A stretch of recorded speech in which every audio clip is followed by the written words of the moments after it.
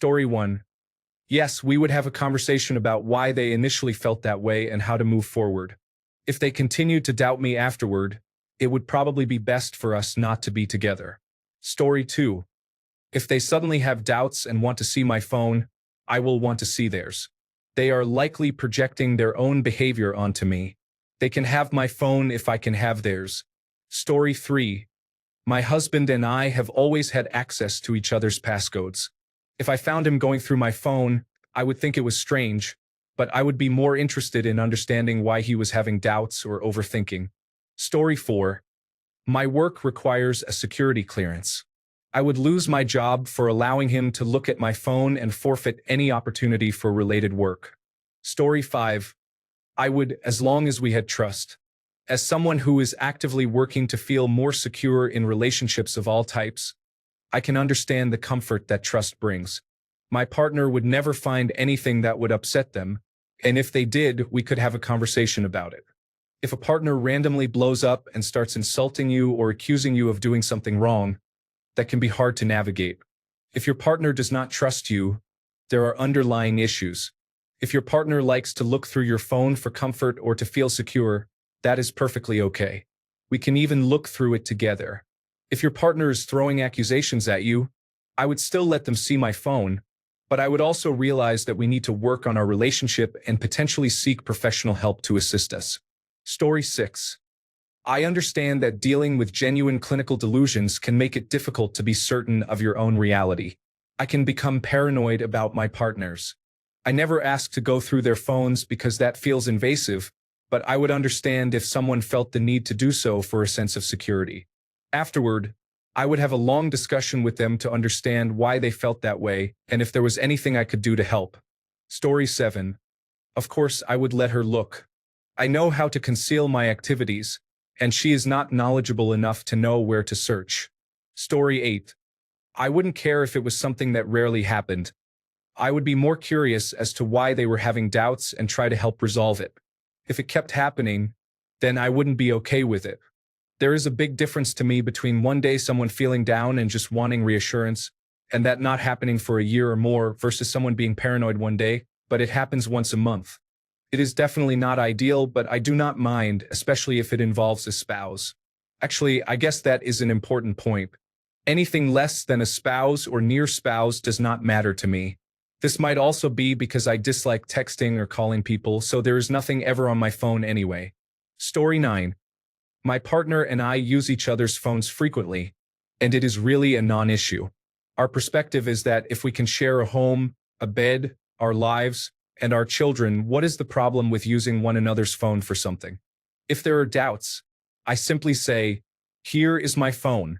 People can have faults and sometimes tend to overthink. We find that having empathy for each other makes us stronger. This works for us, though it may not be suitable for others. It has happened once in our 6 years together, and I did not criticize him for it. Since then, there has been no issue. I suppose if it becomes a persistent behavior, then it may be a problem. Story 10. No, because I don't think it's a reasonable expectation to ask to go through their things. I trust them. If there were trust issues, we wouldn't be together.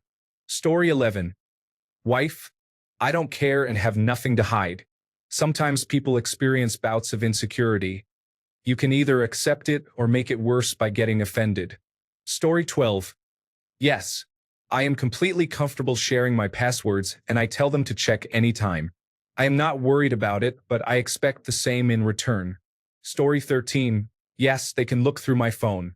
They will find nothing except evidence that I am as weird as they already know I am.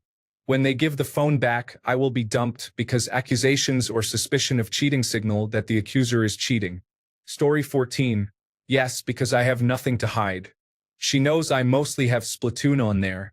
I get uncomfortable around women I don't know, so she has nothing to worry about. Story 15. No, mostly because I don't know how much is saved in random spots from before we were together. I haven't looked back at all my random albums or Google Photos from before we were even together. Story 16. I would, but my wife would never let me look at her phone.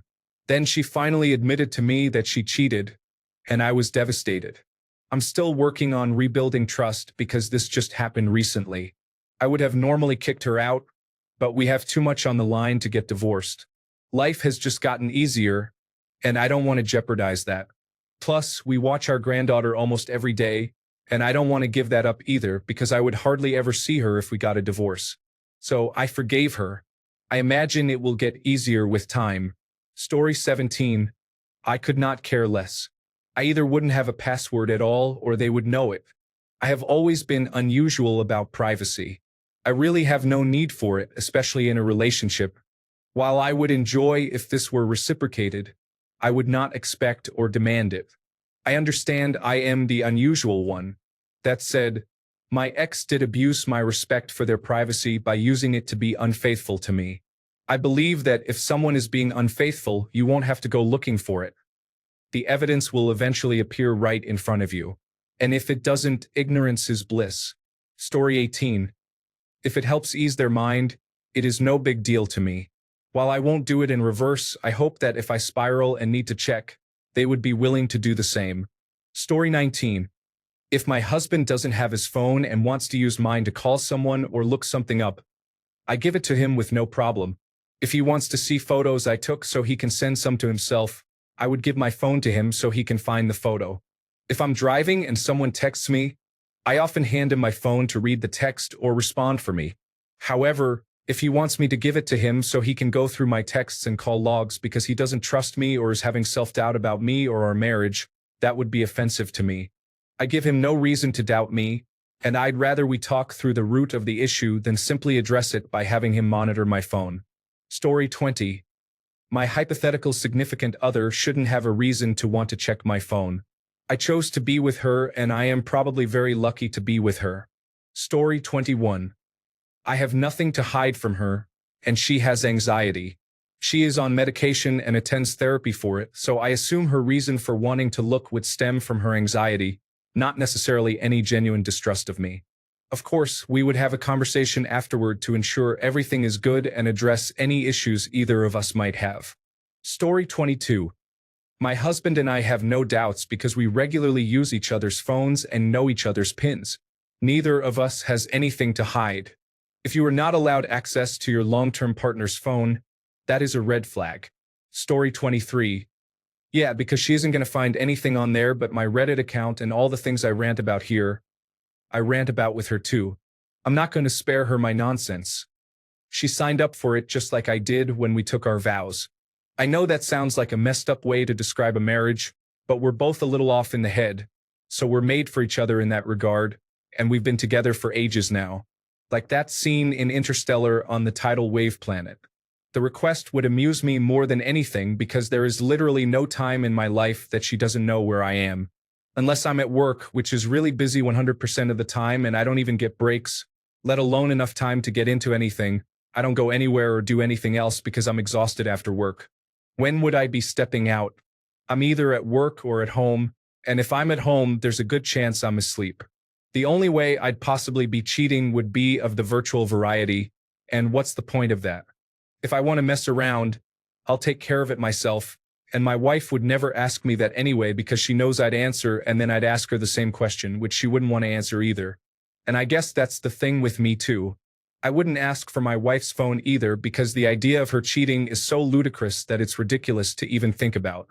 If she isn't at work, she's at home because she's exhausted from working in the emergency room and is just laying across the couch like a human-shaped jellyfish, usually with the dog curled up next to her, watching some reality TV, or laying across the couch while the kids are watching their shows.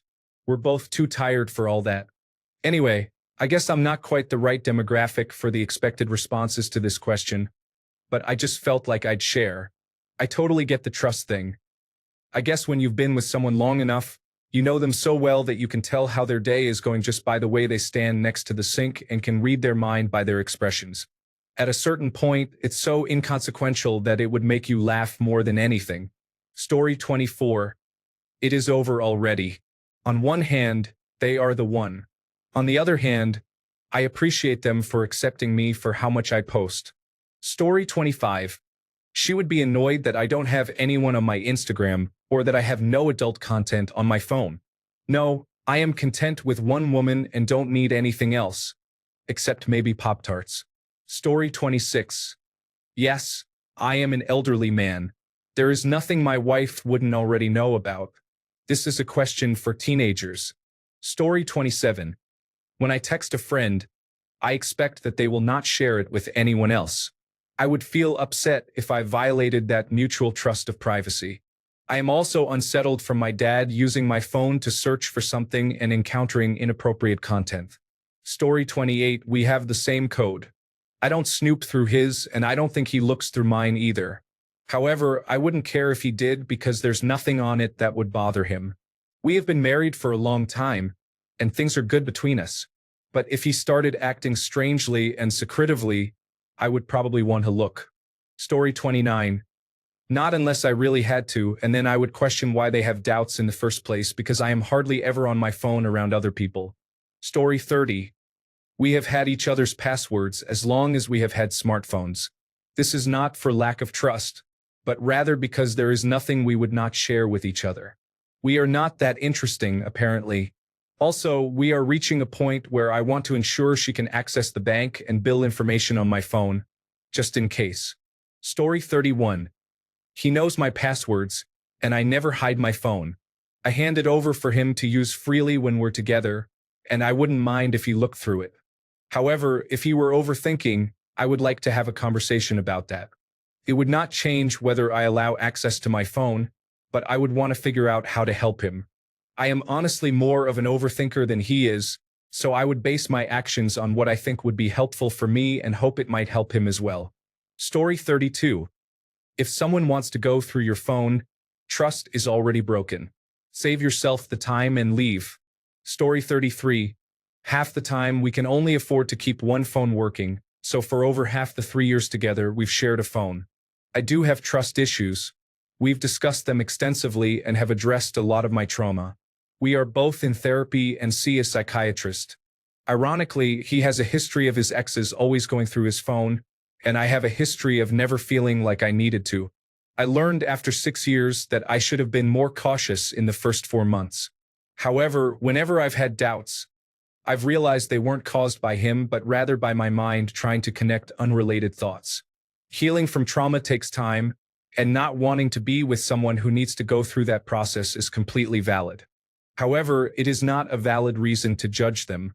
If they are deflecting, then it is fair to judge that behavior. Story 34. I learned a long time ago that you have to do things you aren't comfortable with for no reason to satisfy your partner's jealousy or guilty conscience if you want to remain in a relationship. Besides, they'll just do it while you're asleep anyway. Story 35. Absolutely, I have nothing to hide, but I would like to discuss why they might feel the need to do so. Communication is very important to me in a relationship. I am being completely honest and expect the same from my partner. Story 36. Of course, your partner should know everything about you and vice versa. That is how I believe a relationship should be. As for others, it depends on them. Story 37. Yes, they already have the code. I trust them and have nothing to hide. That being said, they have never snooped because they, like me, respect our relationship. Story 38. I have nothing to hide. Both of my sons have my password and can go through my phone anytime. My partner can have it as well. There is nothing shady about me. What you see is what you get, and I practice what I preach. Story 39. Yes, I don't care who wants to look through my phone. My friends do it sometimes for fun, and I don't mind at all because I have nothing to hide.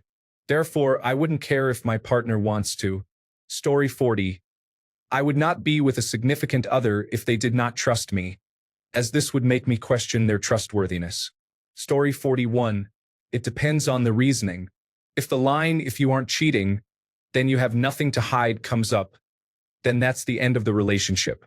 If they start to overthink it and don't trust me when I say that there's nothing going on, that says a lot about them, and I don't want that in my life. Story 42. My wife and son handle my phone all the time, but I don't cheat or talk to other women. I don't look at inappropriate content or engage in anything harmful. My partner trusts me and would never feel the need to investigate further, likely because of everything I mentioned. Story 43. Never going to end up in this situation. I won't be with someone who is insecure in our relationship because I have been insecure in the past. I have seen firsthand how toxic I was due to projecting my past experiences and how much unnecessary drama it added to relationships. It's time to grow up. Talk it out, communicate, and trust. If they give you a reason not to trust them, communicate again. Story 44. Nothing to hide, nothing to fear. If they don't feel like you're hiding something, they probably won't even ask. My wife has always had my password, but not once has she asked. Story 45. My partner needs to make a choice about whether they trust me or not. Deciding not to trust me, based on no fault of my own, does not entitle them to pursue all of my communications, which may involve other people's secrets that they entrusted me with. It's not just my privacy that would be violated. It's the privacy of everyone I talk to as well. Story 46. No, not because I am hiding anything, but rather because I have personal notes and pictures that I do not feel comfortable sharing with my girlfriend. Story 47. Yes and no. She can see everything I have visible on my phone, but not in my secure folders and encrypted files. Thanks a bunch for sticking around till the end of the video. Remember to subscribe, and until next time, stay awesome and goodbye.